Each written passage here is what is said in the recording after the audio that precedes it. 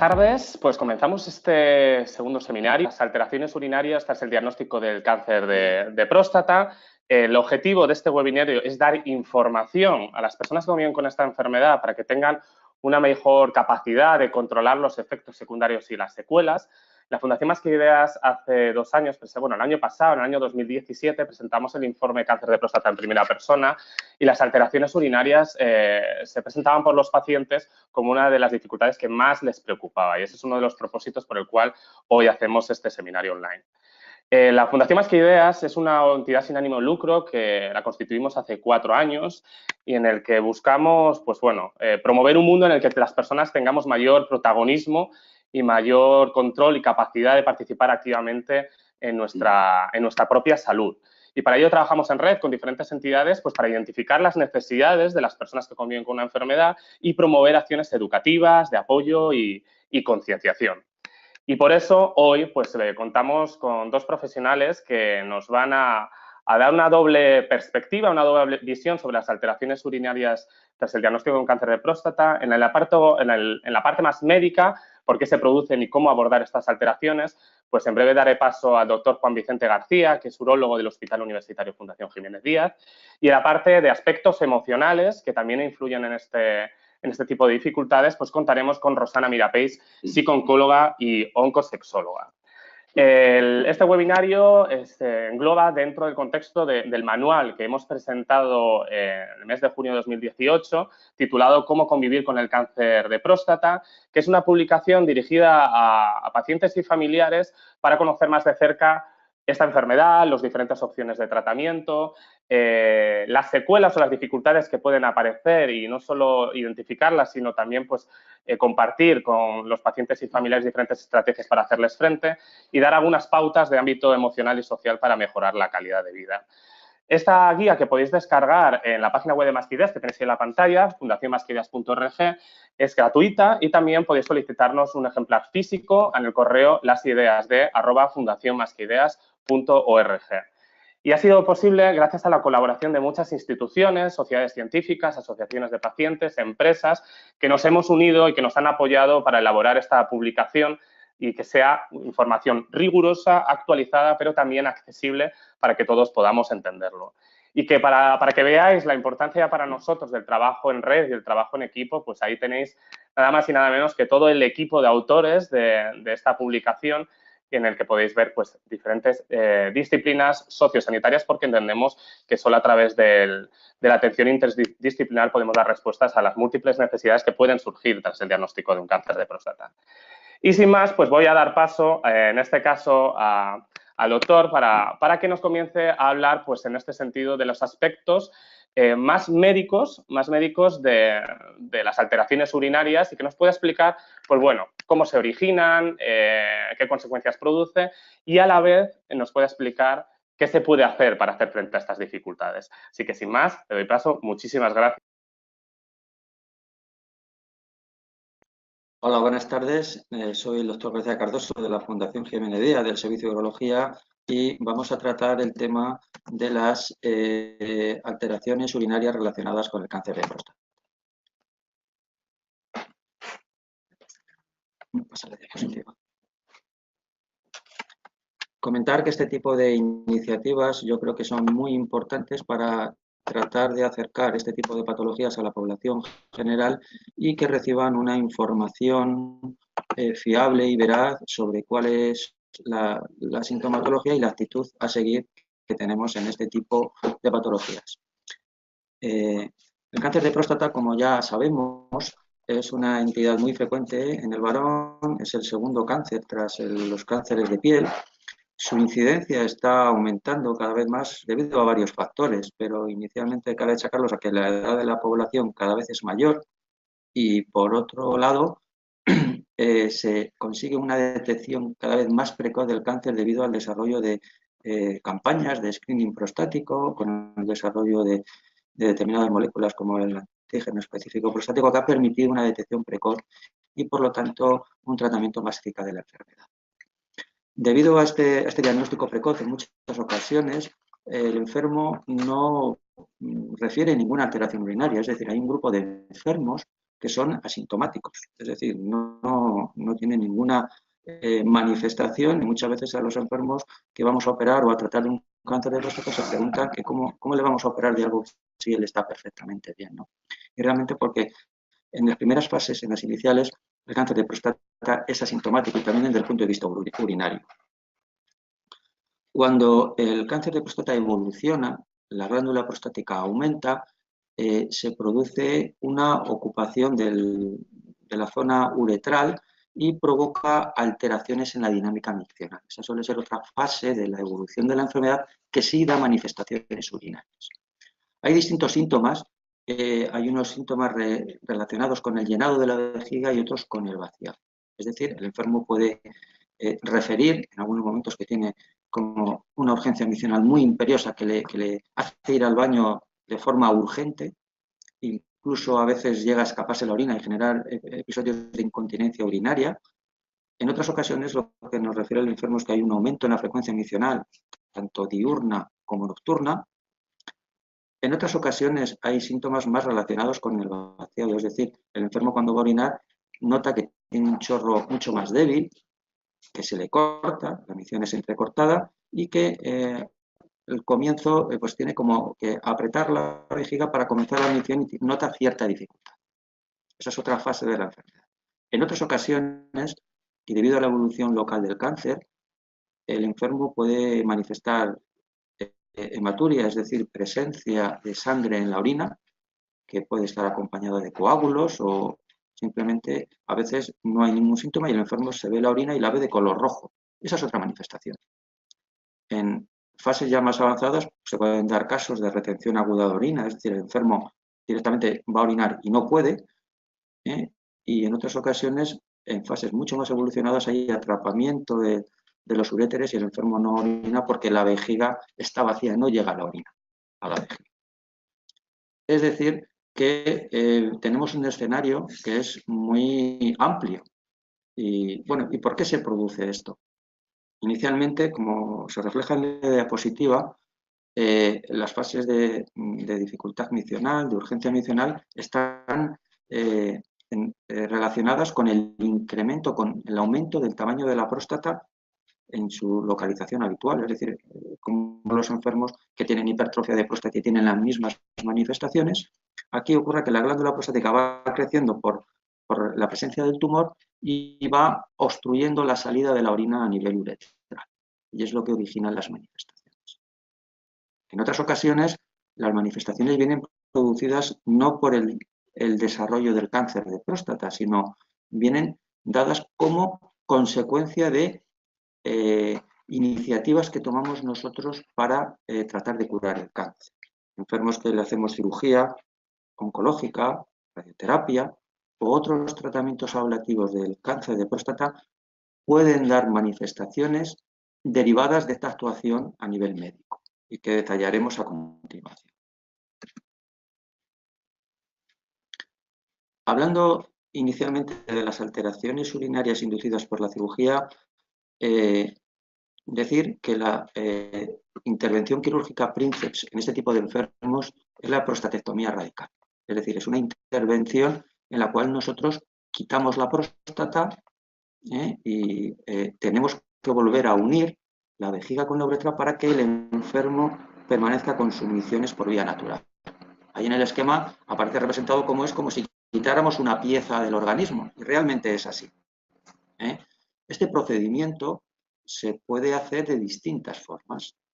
Lo podemos hacer tradicionalmente por vía abierta, una cirugía por vía abierta que elimina la próstata y a veces acompaña también de lo que llamamos nosotros una linfadenectomía, es decir, se quitan ganglios, que son las primeras localizaciones donde emigran las células tumorales. Esta intervención también se puede hacer por vía laparoscópica o más recientemente también se puede hacer por vía robótica.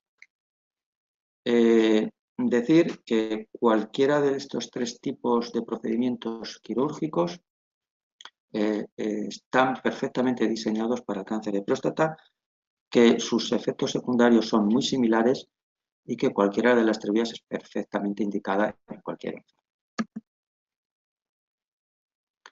Si vemos en el esquema, efectivamente es como si hubiéramos quitado una pieza, pero una pieza que está en un enclave anatómico muy importante porque está rodeada de estructuras musculares, sobre todo relacionadas con el suelo pélvico, con el esfínter externo del muscular, que son estructuras dinámicas que están implicadas muy directamente con la continencia. Por eso, en este tipo de enfermos, esta alteración estructural que se produce dentro del organismo tiene un gran impacto en el tema de la continencia.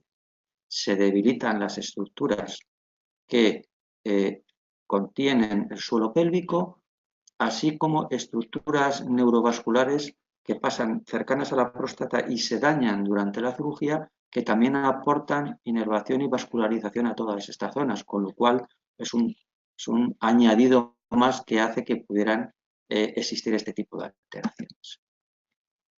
Aparte de la cirugía, existen otros factores que también se deben de valorar. La edad es un factor importante. Varones menores de 65 años tienen menos probabilidad de desarrollar este tipo de alteraciones. Es importante ver la situación previa miccional del enfermo, porque enfermos que previamente ya habían manifestado problemas obstructivos en su dinámica miccional van a tener mucha mayor probabilidad de que esas alteraciones urinarias inducidas por la cirugía se manifiesten más. E indudablemente la técnica quirúrgica básicamente relacionada con el desarrollo del estadio, o sea, con el avance del tumor prostático también influye. No es lo mismo intervenir en un tumor que está en fases incipientes como uno que ya ha avanzado más y ha infiltrado, por ejemplo, el cuello vesical. ¿Por qué se manifiestan estas alteraciones? Las causas son varias. Primeras, como hemos indicado antes, porque se debilita la zona pélvica y el esfínter urinario interno, que es una estructura que está entre la vejiga y la próstata y que actúa de forma autonómica, se daña con la cirugía y solamente queda el esfínter externo. A veces, y secundario a esta alteración en la inervación y vascularización de la zona, se produce una hiperactividad del detrusor. ¿Esto qué es? Esto es una alteración en el funcionamiento vesical que condiciona que la vejiga se estimule independientemente de la cantidad de orina que haya en su interior. Es decir, podemos tener una vejiga muy poco reflexionada y que genere en el enfermo unas ganas imperiosas de orinar y eso origina que el enfermo tenga que ir inmediatamente al baño o que se le escape la orina directamente. O a veces pueden originarse o pueden confluir ambas causas. Otro factor importante es el tiempo del seguimiento tras la cirugía. Es decir, el cambio anatómico tan importante que se produce en el organismo necesita un tiempo de adaptación por parte de ese organismo. Realmente, para valorar las alteraciones residuales relacionadas desde el punto de vista miccional con la cirugía, se precisa que pase al menos un año. Es decir, se considera que hasta el año de la cirugía el organismo no va a estar de alguna manera estabilizado en relación al daño que le hemos causado.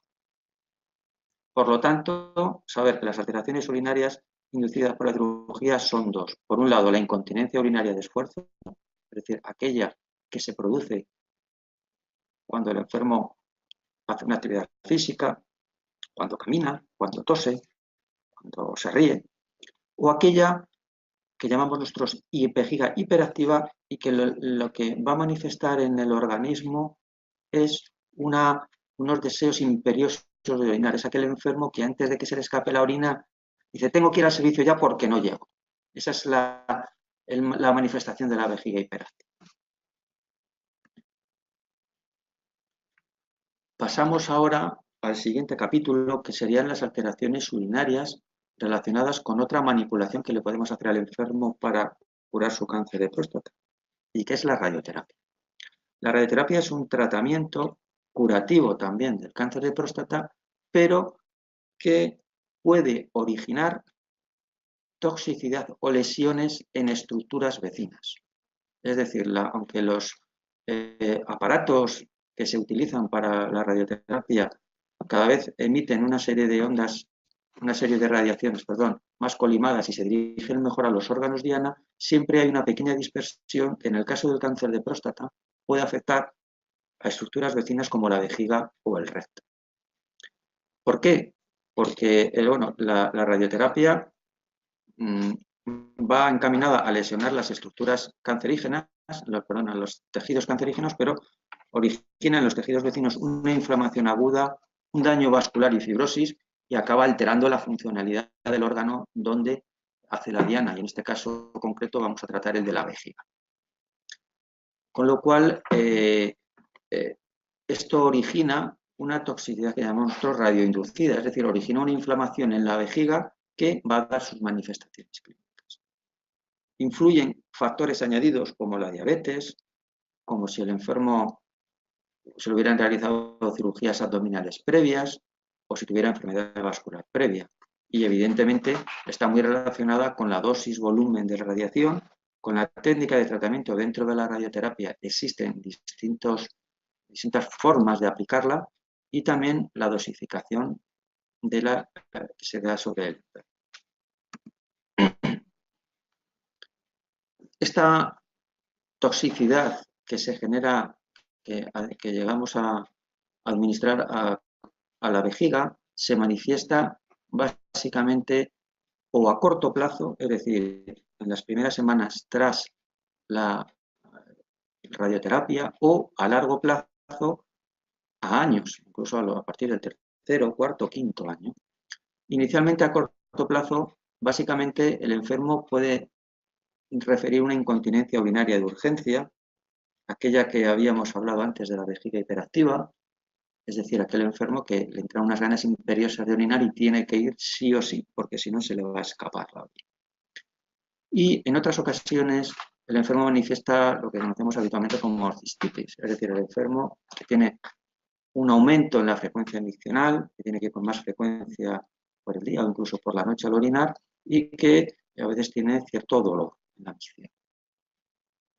Y a largo plazo, las manifestaciones urinarias relacionadas con la radioterapia o inducidas por la radioterapia básicamente son dos grupos. Un grupo es la hematuria es la presencia de sangre en la orina.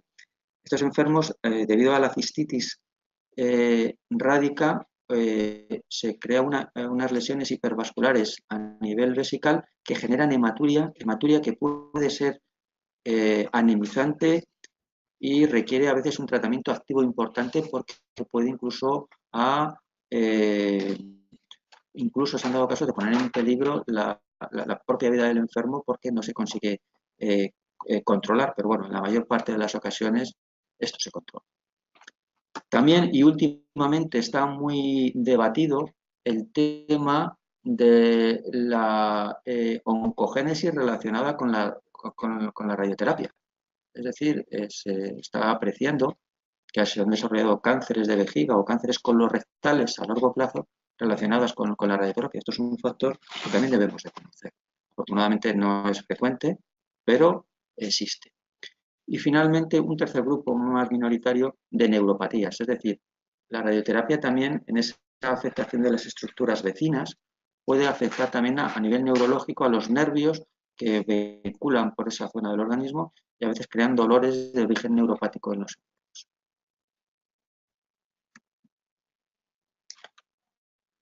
Visto un poco los daños que nosotros podemos causar al enfermo o el cáncer de próstata puede causar al enfermo, debemos de plantear unas soluciones para paliar parcialmente o solucionar definitivamente estas alteraciones urinarias que, bueno, afortunadamente pues tenemos armas para ello. Importante, lo más importante inicialmente, hay que incidir sobre los hábitos de vida. ¿Qué debemos de hacer? Pues inicialmente a nivel de la alimentación, pues una ingesta de líquidos que sea, digamos, coordinada, es decir, si el enfermo vemos, por ejemplo, que orina muchas veces por la noche, podemos plantear una estrategia de que las últimas horas del día ingiera menos líquidos. Se trata de ingerir líquidos no de forma brusca, sino de forma más o menos organizada a lo largo del día y en cantidades adecuadas, incluso a otras patologías que pudiera tener el enfermo. No es lo mismo un enfermo cardiópata que necesita un cuidado más a ese nivel o otro tipo de patologías. Importante también evitar aquellas sustancias que pueden irritar la próstata o que pueden irritar a nivel pélvico. El alcohol, cafeína o determinado tipo de refrescos debemos también de evitarlos o disminuirlos en la medida de lo posible. Aquellas comidas, por ejemplo, picantes y con sabores fuertes, también sabemos que irritan la zona prostática. Pues eso también otro factor que podemos controlar. El estreñimiento y la obesidad son dos situaciones que incrementan también las manifestaciones urinarias en este tipo de enfermos y en la medida que podamos paliarlo o controlarlo, el enfermo se va a beneficiar de ello. Un segundo factor, segundo camino que tenemos que utilizar en este tipo de enfermos es hacer una reeducación vesical. Es decir, de alguna manera tenemos que acostumbrar a la vejiga, educarla a que funcione de otra manera. Muchas veces nosotros, de forma inconsciente, durante años, lo que hemos hecho ha sido educar a nuestra vejiga. Por ejemplo, hay enfermos que van a orinar cada hora porque de alguna manera lo propician. Otros tienen la costumbre de, digamos, aguantarse muchas emisiones y orinar cada 5 horas. Es decir, y muchas veces no somos conscientes de ellos porque lo hemos incorporado a nuestra rutina diaria, a nuestra vida cotidiana, con lo cual realmente estamos haciendo algo que no es correcto, pero no somos conscientes de ello.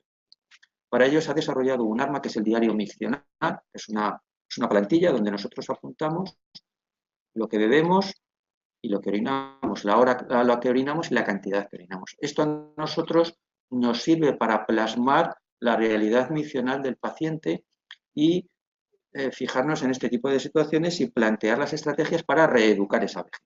Es un factor muy importante y que muchas veces no nos damos cuenta de él, pero se puede mejorar la calidad de vida de muchos de estos enfermos reeducando la vejiga.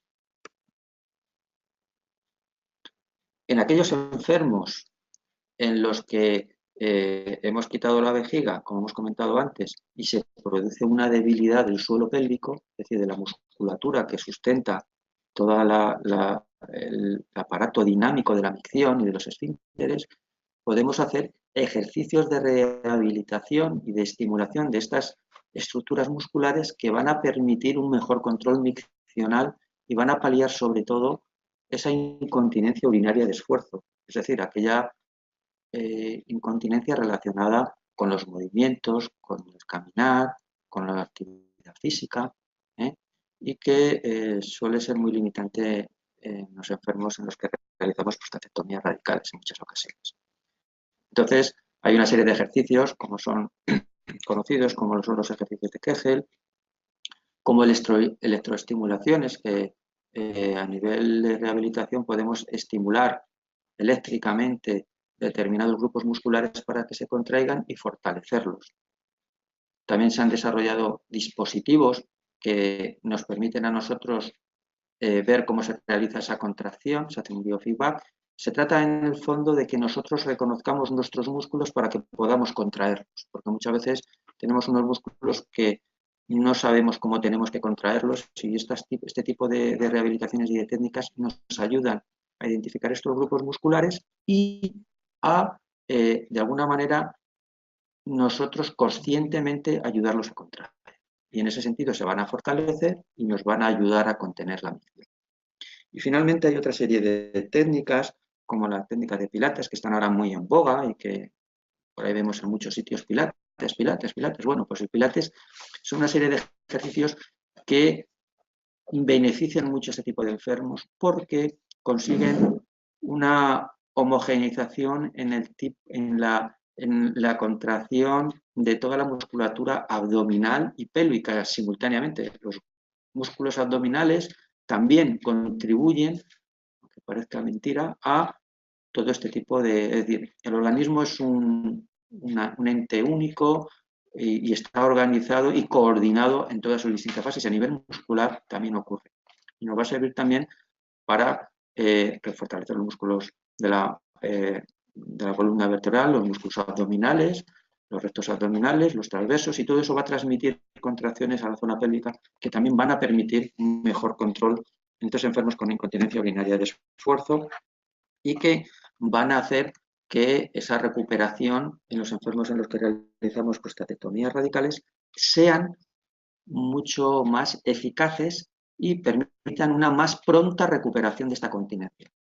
Enfermos que sin la rehabilitación a lo mejor tardan 8 o 9 meses en contener la orina y la incontinencia de esfuerzo, con este tipo de técnicas, a lo mejor en 2 o 3 meses pueden estar haciendo una continencia perfecta con una mejora sensible en su calidad de vida.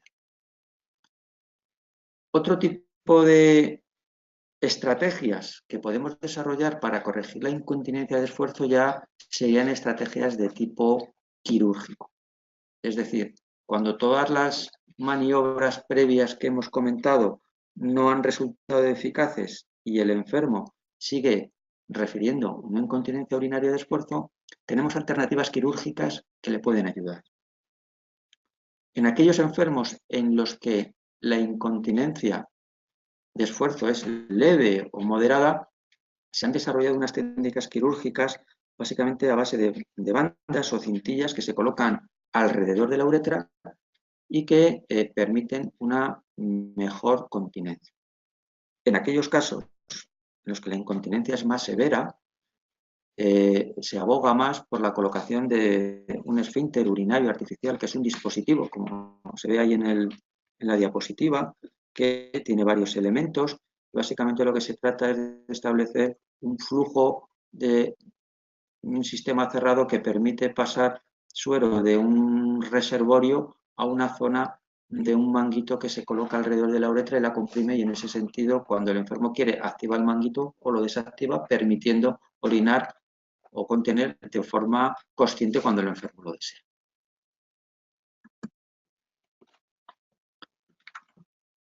En relación a la otra manifestación clínica que habíamos comentado antes, que era la incontinencia urinaria de urgencia o la vejiga hiperactiva, las estrategias que hay son completamente diferentes. Es decir, el mecanismo por el que se produce una u otra incontinencia es diferente y las soluciones que se plantean también son distintas. En este tipo de enfermos con incontinencia urinaria de urgencia, inicialmente existe un tratamiento farmacológico que va encaminado a relajar el músculo liso de la vejiga para que así aumente su capacidad vesical y no se estimule, o sea, menos sensible a los estímulos con pequeñas cantidades de orina dentro de la vejiga. Hay dos grupos de fármacos, unos son anticolinérgicos y otros son agonistas beta-3, es decir, son dos, la acetilcolina y los agonistas beta son receptores que existen a nivel vesical, en el músculo liso vesical, que si los bloqueamos o los activamos, podemos hacer que esa vejiga esté más relajada y permita contener mejor la orina. Bueno, son estrategias farmacológicas que en muchos de estos enfermos son eficaces y permiten controlar esa incontinencia urinaria de urgencia. En aquellos casos más agresivos, con manifestaciones más floridas y en los que el tratamiento farmacológico no es suficiente para controlar la sintomatología, se han desarrollado también otras estrategias. Hay algunas estrategias como la neuroestimulación, que consiste en estimular grupos nerviosos que sabemos que tienen relación con la inervación vesical y permiten controlar o, de alguna manera, disminuir esa sensibilidad. Así, por ejemplo, hay técnicas de estimulación del nervio tibial posterior o técnicas de estimulación del nervio sacro que permiten también disminuir esa sensibilidad vesical. Y en un tercer escalón de tratamiento quirúrgico de la incontinencia urinaria de de urgencia, tenemos un manejo ya más quirúrgico, que son las inyecciones de toxina botulínica. La toxina botulínica es un fármaco que es sabido que se utiliza en otras partes del organismo, que aquí también tiene su eficacia. En ese sentido, se infiltran a nivel de la vejiga de forma submucosa dosis repetidas de este compuesto que hacen que disminuya la sensibilidad de los nervios vesicales y en ese sentido mejora también la sintomatología. Y esto es todo lo que quería comentar sobre este tema. Espero que las ideas que he transmitido hayan sido útiles y permitan aclarar dudas que le puedan surgir a los pacientes, y estoy a su disposición para cualquier duda. Muchísimas gracias, Juan Vicente, pues bueno, por explicarnos y hacernos esta diferenciación que muchos a lo mejor no conocían. Hablamos a veces de diferentes dificultades urinarias, pero no es lo mismo, como comentas, la incontinencia de esfuerzo, que todo lo que tenga que ver con la urgencia miccional.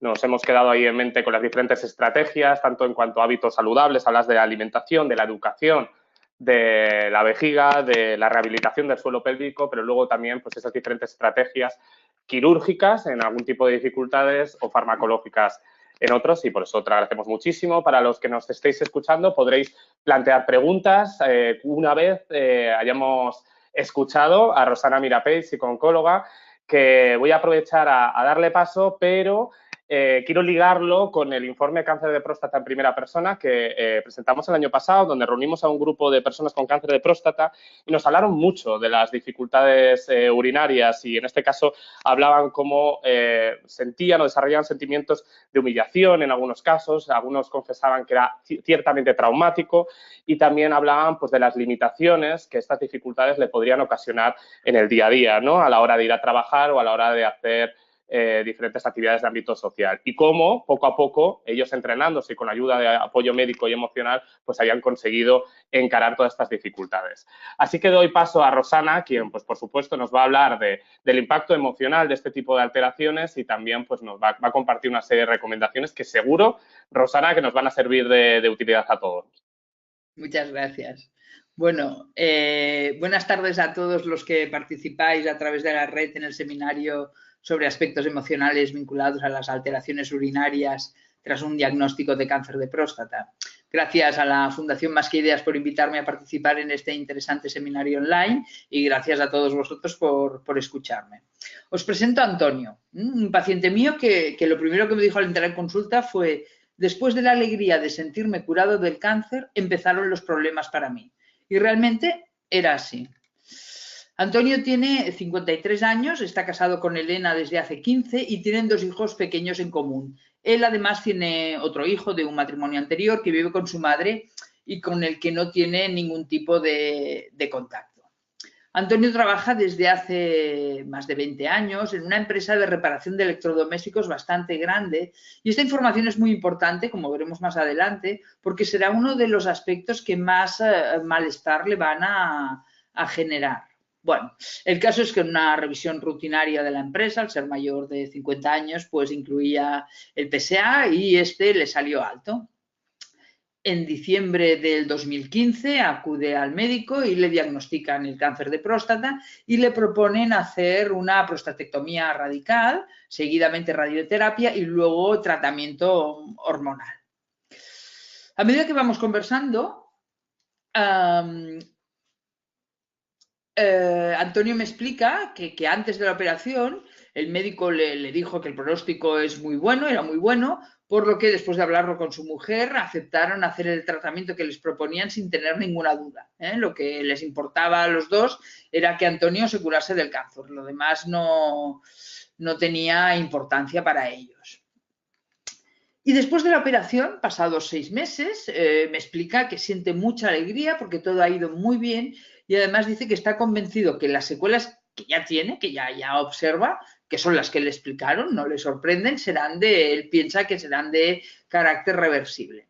De hecho, en estos momentos, en esos momentos, pasados los 6 meses, se encuentra tan bien de ánimo y físicamente que de hecho se plantea regresar al trabajo en breve. Toda la información que os acabo de dar me la explica Antonio en su primera visita, a los 18 meses del diagnóstico. Pero ese mismo día también me explica que el escenario ha cambiado radicalmente y que por eso piensa que una vez curado es cuando han empezado los problemas de verdad para él. La disfunción eréctil no ha remitido, está con medicamentos, inyecciones, etcétera, pero no consigue bregar con ello. Además, tiene absolutamente alterado el deseo, no tiene ninguna ganas de mantener relaciones sexuales con su mujer ni con nadie, y la incontinencia urinaria no ha disminuido como le dijeron que quizá ocurriría. ¿Por qué dice Antonio que trabajar es una tortura? Pues porque constantemente está moviendo lavadoras, lavaplatos y tiene, además de incontinencia por urgencia, incontinencia por esfuerzo, es decir, pérdidas al cargar peso, como nos ha explicado el doctor, lo que supone estar en constante preocupación y alerta todas las horas de trabajo. En este seminario nos vamos a centrar en este último aspecto, en la incontinencia urinaria, que es el tema que nos ocupa. Que no hace falta decir que con Antonio hemos tenido que trabajar otros aspectos relativos a las secuelas del cáncer también muy importantes. La realidad es que Antonio ha realizado un gran esfuerzo por controlar sus emociones, de manera que su tensión ha ido aumentando y ahora éstas han aflorado de forma tan descontrolada que no sabe cómo manejarlas. Se da cuenta además que le están condicionando la vida a nivel sexual, laboral, familiar, porque ha perdido la percepción de control por completo. Me explica que le da vergüenza la posibilidad de tener un escape durante su jornada laboral y que de hecho ya le ha pasado una vez y salió corriendo de la casa diciendo que se tenía que ir sin dar más explicaciones, pero que no quiere usar pañales, porque solo de pensarlo le entran ganas de llorar y además le da la sensación que olerá mal. Por otro lado, se da cuenta que a nivel laboral ya no es el que era. Intenta trabajar lo mínimo, siempre pone excusas, dolor de espalda, problemas con los niños, porque nadie sabe el problema que tiene en la actualidad. Se siente culpable por ello, pero se ve incapaz de explicar la situación en la que se encuentra. Para todo el mundo, él ya está curado del cáncer y ya no quiere hablar más del tema. También se siente culpable porque las pocas veces que intenta tener relaciones sexuales con su mujer, que siempre es porque ella lo promueve, él solo está preocupado por no tener un escape y, por supuesto, por su erección. Se da cuenta que ya no piensa en ella como antes, solo está pendiente de él y ella hace lo posible por cuidarlo. Por otro lado, a nivel familiar y social se siente un fracasado porque tiene 2 hijos pequeños y es incapaz de hacer ninguna actividad con ellos. No va a las reuniones del colegio, no va a las fiestas, solo tiene ganas de estar en casa porque es el único sitio donde se siente seguro porque tiene un lavabo cerca. No sale con ningún amigo ni hace ninguna actividad social con su mujer. De hecho, me explica que tiene aversión a la vida social porque le genera envidia y porque tiene miedo que sus amigos le pregunten sobre su estado y no saber qué decirle. Antonio ha pedido ayuda muy tarde y de hecho lo ha hecho obligado por su mujer. No ha tenido en cuenta que él solo no podía trabajar la adaptación a esta nueva situación. Recordemos que también tiene otros problemas fruto de las secuelas del tratamiento oncológico, lo que agrava sin duda su malestar. Y todo ello implica que se ha ido aislando, que tiene mucha labilidad emocional, que ha perdido la autoestima, la confianza en sí mismo, que presenta muchísima ansiedad y sobre todo observo que es incapaz de encontrar solución a los problemas. Da igual si son sencillos o complicados. Antonio no es capaz de ordenarlos, según la importancia que tienen para él, la preocupación que le generan, pues ordenarlos e irlos abordando de uno en uno en función de las posibilidades de resolución. De hecho, ni siquiera distingue cuáles están bajo su control y cuáles están fuera de su control. Lo vive todo como una amenaza y está en permanente estado de defensa. Está francamente angustiado. No duerme bien por los problemas de la incontinencia, a ir de forma recurrente al lavabo, pero también influye la inquietud y la tensión por la que está pasando. Ha entrado en un bucle, se siente humillado e inseguro. La verdad es que intuyo cierta tendencia a la claudicación. Y aquí quiero subrayar que el malestar emocional que presenta Antonio es absolutamente normal. Las personas vamos cambiando de forma progresiva a lo largo de los años. Algunos, por ejemplo, vamos engordando, pero como el cambio es lento, pues es más fácil adaptarnos. Pero si hacemos un ejercicio de empatía con el paciente prostatectomizado, hemos de ser capaces de entender el impacto que puede suponerle esta enfermedad. No solo te dicen que tienes cáncer, que aunque en la mayoría de casos no ocurra, dado que en próstata el índice de curación es alto, posiblemente vincules el diagnóstico a la posibilidad de morirte. Pues además de esto, habitualmente entras en quirófano encontrándote bien de salud y cuando sales sufres un cambio radical en la función eréctil y en el control urinario.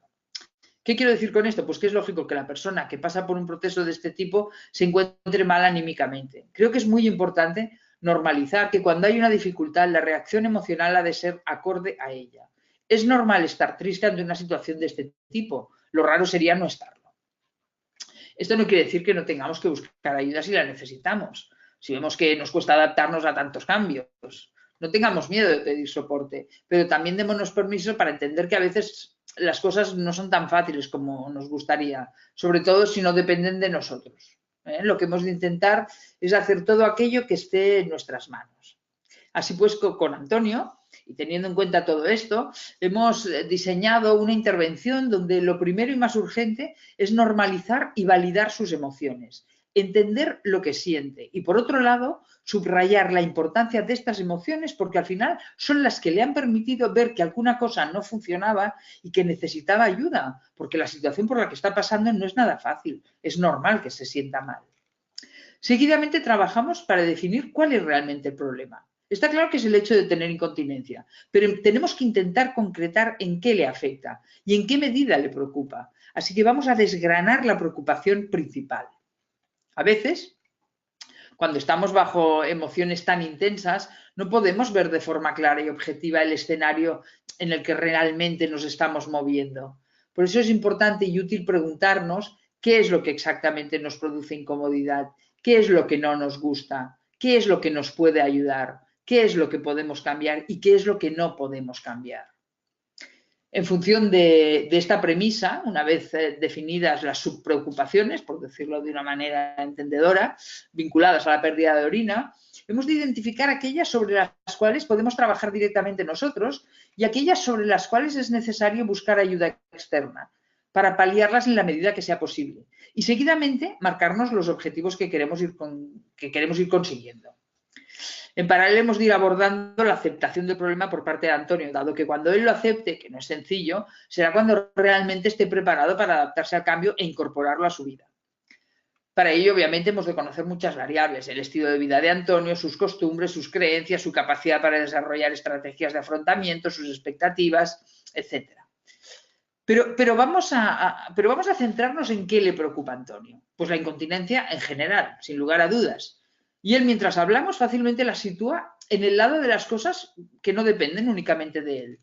Pero su malestar es tan profundo que no ha sido capaz de hacer nada hasta ahora, por lo que no está recibiendo ayuda de ningún tipo. Cuando ha ido al urólogo jamás ha expresado lo que le pasaba. Siempre decía que todo iba bien, porque le parecía una humillación revelar que lloraba, que tenía ansiedad.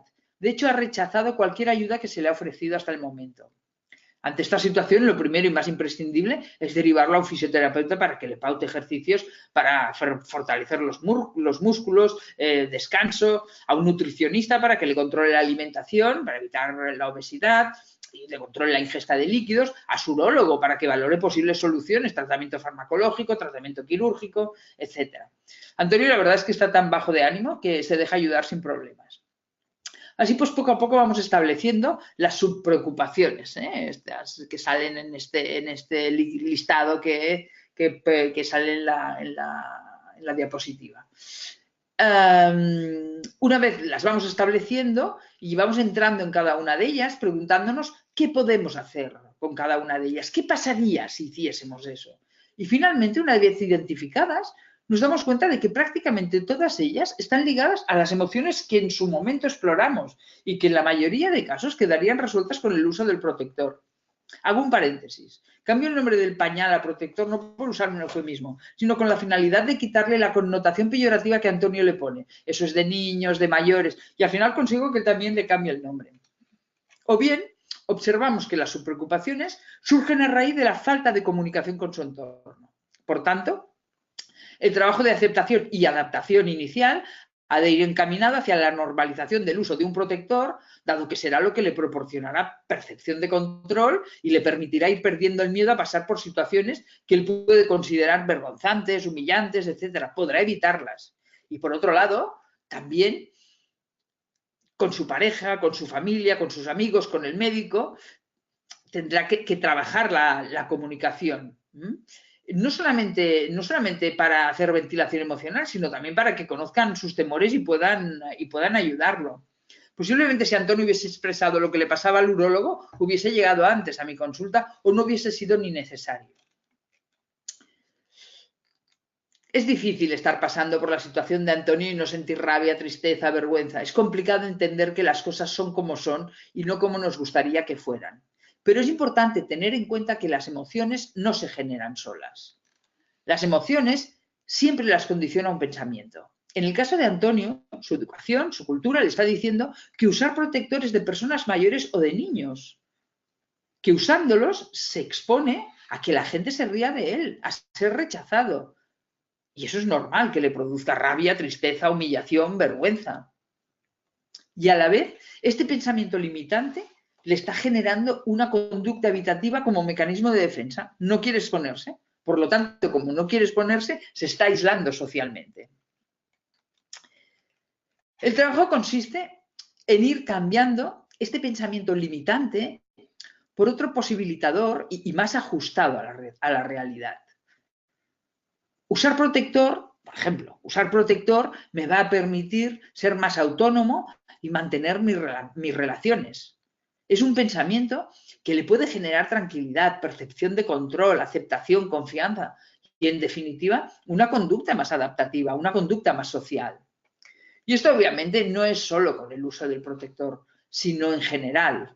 Está en sus manos el hacer, el normalizar la situación, el tratar de adaptarse, el buscar recursos, todo con la finalidad de tener una mejor calidad de vida. Uy, perdón, Perdón, ¿eh? A ver si consigo... Ups. Un momento, ¿eh? No te preocupes, Rosana, que esperamos. No sé si lo voy a conseguir, ¿eh? Fin de la Seguro que sí. Sí. ¿Y por dónde iba? A ver. Ah, iba por ahí. Vale. Intervención, todo tuyo. Muy bien, lo pongo grande. A ver, perfecto. Bueno, Antonio finalmente usa protector en estos momentos. Ha comprendido que hay cosas que él no puede cambiar directamente, pero que es imprescindible que se centre en la adaptación a las pérdidas de orina, buscando los recursos necesarios y trabajando de forma activa para que este problema le afecte lo menos posible a su vida personal, laboral y social. Aún así, cabe destacar que ha tenido que pagar una cuota muy alta por su reacción inicial. Al no buscar ayuda, modificó la mayoría de las áreas básicas de su vida, a nivel familiar, de pareja, laboral, y eso le generó un malestar emocional muy acusado que también tuvimos que abordar, sobre todo la ansiedad, que actualmente ya resuelve mediante la relajación.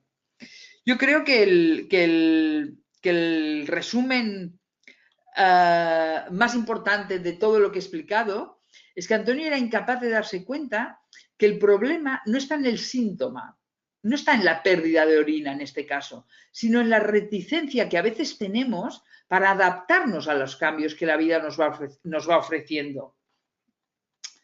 Y, por otro lado, también significar que Antonio sigue visitándose en mi consulta, pero ha mejorado muchísimo y bajo mi punto de vista ha sido clave el trabajo interdisciplinar, urólogo, fisio, nutricionista, etcétera, etcétera.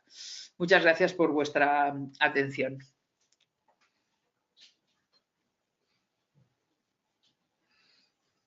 Muchísimas gracias, Rosana. Muchísimas gracias por tu exposición y pues bueno, pues para permitirnos entender un poco la importancia de normalizar pues lo que pensamos, lo que sentimos y cómo lo vamos encorando, ¿no? Y nos ha gustado pues también los pasos que nos propones de definir realmente qué nos está pasando, cómo nos está afectando, es ir más allá, ¿no?, de las alteraciones urinarias, sino saber qué nos está implicando estas alteraciones urinarias y buscar soluciones, es decir, pues poner en práctica, más que poner en práctica, empezar a pensar qué es lo que podemos solucionar y dónde podemos acudir para buscar estas soluciones. Muchísimas gracias, Rosana.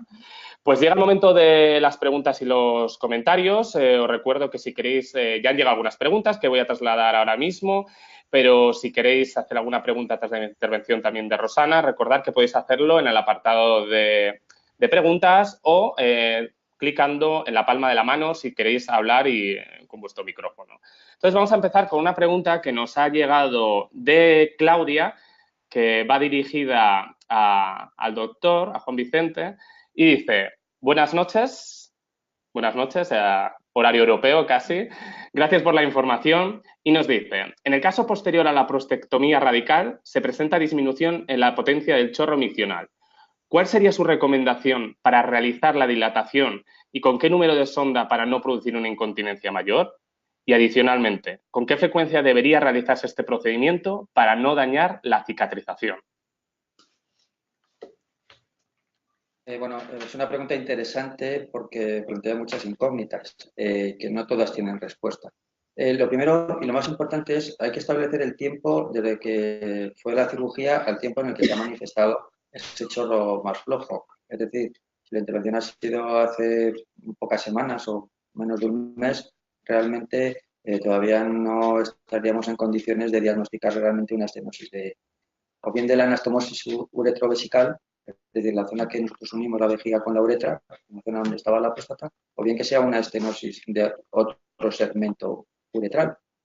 En el caso de que sea una estenosis de la anastomosis uretrovesical, que ya ha pasado ya, imagínense, 2 meses, habría primero que hacer una prueba, una cistoscopia es una prueba que nos permite introducir un aparato óptico por la uretra y llegar a la zona de la anastomosis, visualizarla y saber exactamente, confirmar que realmente eso es una estenosis. Si eso fuera una estenosis, uno de los manejos que se puede hacer es una dilatación uretral, es decir, es introducir sondas que vayan dilatando poco a poco ese estrechamiento. Como norma general, las dilataciones no deben de realizarse con sondas que sean de muy gran calibre. En contra de lo que pueda pensarse, cuanto más dilate, mejor. No, porque también podemos estar dañando los tejidos que están cicatrizados. Es decir, hay que establecer una dilatación lo suficientemente buena como para que el enfermo miccione de forma correcta, pero no hay que poner sondas de gran calibre porque pueden dañar los tejidos. Y sobre la frecuencia con que se debe hacer, pues depende un poco de la evolución del enfermo. Hay momentos que con una sola dilatación vale, y a veces se necesitan dilataciones cada 3 semanas, cada 4 semanas, pero también indica que la dilatación es un tratamiento temporal. Si pasado un tiempo el enfermo sigue restenosándose en la zona de la estenosis inicial y sigue necesitando dilataciones periódicas, habrá que pasar a otra alternativa quirúrgica para resolver el problema. Muchísimas gracias por la respuesta y no te vayas muy lejos porque tenemos otras 2 preguntas, en este caso de Albert, que nos comenta. ¿Podéis explicar los principales ejercicios que ayudan a la recuperación de la continencia urinaria postoperatoria? Después de la prostatectomía radical he ido haciendo regularmente ejercicios de contracción que me han permitido recuperar la continencia prácticamente del todo, pero después de la radioterapia posterior se ha producido una cierta regresión. ¿Es útil igualmente seguir haciendo los ejercicios de contracción u otros después de la radioterapia? Si el tipo de incontinencia que se ha producido tras la radioterapia es una incontinencia de esfuerzo, como hemos comentado antes, es decir, aquella incontinencia que es con los movimientos, con el caminar, con levantar pesos, todos aquellos ejercicios que provoquen la contracción y el refuerzo a nivel pélvico van a ser beneficiosos, con lo cual sí es bueno que haga de nuevo ejercicios de fortalecimiento del suelo pélvico. Sí es conocido que la radioterapia puede producir este efecto y produce en ciertos enfermos una regresión otra vez, pero yo sí le aconsejaría que hiciera de nuevo los ejercicios. Y por otro lado, Jesús nos comenta, estoy operado de próstata hace 2 años, padezco incontinencia de urgencia moderada, pendiente de colocación de banda suburetral. ¿Qué porcentaje de operados quedan continentes después de esta intervención? Muchas gracias, dice. El grado de satisfacción tras la colocación de estas bandas suburetrales en enfermos con incontinencia leve o moderada de esfuerzo es alto, es decir, sí que llega a ser un tratamiento eficaz y que mejora la calidad de vida en gran parte de los enfermos. Perfecto, entonces por ahora no tenemos más preguntas y comentarios, pero vamos a dar pues un par de minutos, 3, por si alguien quiere animarse a hacer algún comentario más. Y quiero dar paso en primer lugar a Rosana para que compartas, si deseas, pues alguna conclusión, un mensaje que quieras compartir con todas las personas que a lo mejor pues tienen cierta incertidumbre o miedo ante la posibilidad de alteraciones urinarias o que ya incluso estén viviendo con ellas y bueno, siempre existe esta sensación un poco de impotencia, ¿no? De querer superarlo y a pesar que le digan que probablemente el día de mañana pues, vayan a desaparecer, pues el día de hoy lo siguen teniendo, ¿no? Y cómo cómo pueden aprender a convivir con ello el día de hoy. Bueno, es un tema complicado porque es trabajar para normalizar lo que te está pasando, entendiendo, a ver, que en la vida, desgraciadamente, pasan cosas buenas, pasan cosas malas y a veces, por suerte, pasan cosas buenas. Entonces, hemos de tener la capacidad para irnos adaptando a todo aquello que nos va sucediendo. Y ahí está el kit de la cuestión, un poco lo que decía en la última diapositiva, ¿no? Es decir, no centrarnos en la incontinencia urinaria, sino en la actitud que tomamos nosotros ante esta incontinencia urinaria, porque si es un tema que no podemos evitar, que en el caso de Antonio ya ha evitado bastante, pero una persona cuando debuta con una situación de este tipo, pues es ir buscando todos los recursos que te permitan la adaptación. Algunos recursos dependerán de ti directamente y otros recursos pues tendrás que ir a manos de un especialista pues que te pueda ir orientando, o sea, el fisioterapeuta para ejercicios, el urólogo que te pueda dar posibilidades terapéuticas, etcétera, etcétera. Entonces, es trabajar la adaptación, ir poco a poco entendiendo que hemos de adaptarnos a todo lo que nos echen. La actitud es muy importante en este sentido porque es lo único que está en nuestras manos cuando a veces son cosas que están fuera de nuestro control. Así es, la actitud y la proactividad, como la que muestra Albert, que nos vuelve a preguntar una cosa que es, creo, muy, muy importante para todos. ¿Podéis explicar brevemente el tipo de ejercicios de contracción más útiles? ¿Contracción larga? ¿Contracción corta? Depende del tipo de grupo muscular que se quiera activar. Eso los servicios de rehabilitación lo tienen muy bien estipulado. Hay grupos musculares que habitualmente lo que se requiere sería contracción de grupo muscular más prolongado. Hay unos grupos musculares que tienen que hacer una contracción más prolongada y otros más secuenciada. Entonces, habitualmente suelen ser tandas de contracción-relajación de grupos musculares, de que se contengan varios segundos la contracción y luego la relajación varios segundos también.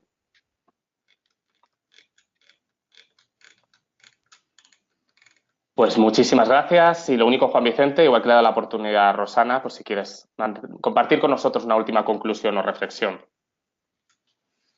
Bueno, simplemente reiterar que me parece este tipo de iniciativas que son realmente admirables y que se deben de perpetuar en el tiempo y desarrollar más porque creo que tienen una gran utilidad. En el caso de la exposición sobre las alteraciones urinarias, confío en que haya sido aclaratorio. Sobre todo la idea es transmitir una serie de conceptos que permitan hacer este cáncer de próstata y estas alteraciones más comprensibles por todos nosotros. Muchas gracias a todos. Bueno, pues muchísimas gracias, Rosana. Sí, dime. Muchísimas gracias, únicamente te quería comentar. Bueno, yo quiero suscribir lo que acaba de decir Juan Vicente, que realmente este tipo de iniciativas son muy buenas porque es una manera de acercar a las personas que están pasando por estos procesos tan complicados, pues bueno, soluciones y llegar un poco más, acercarnos más a ellos. Pues muchísimas gracias a los tres ponentes de hoy, a Juan Vicente García, a Carlos Simón Rodríguez y a Rosana Mirapeitz por haber estado el día de hoy con nosotros. Os queremos proponer, como os decíamos, que accedáis a nuestra página web y descarguéis o nos solicitéis el manual Cómo convivir con el cáncer de próstata, porque ahí tendréis información, muchas de las respuestas a muchas de las preguntas que ya habéis compartido. Únicamente comentaros que estos dos seminarios que han tenido lugar hoy de alteraciones sexuales y alteraciones urinarias han quedado grabados y lo tendréis disponibles en los próximos días en la página web de la Fundación Más que Ideas, en el perfil de YouTube de la Fundación Más que Ideas, y al haber asistido a este seminario os enviaremos un email con el enlace para que lo podáis ver en otros momentos o lo podáis compartir con aquellas personas que vosotros queráis. Están llegando varios mensajes agradeciendo a los ponentes, así que lo suyo es compartirlo con los ponentes.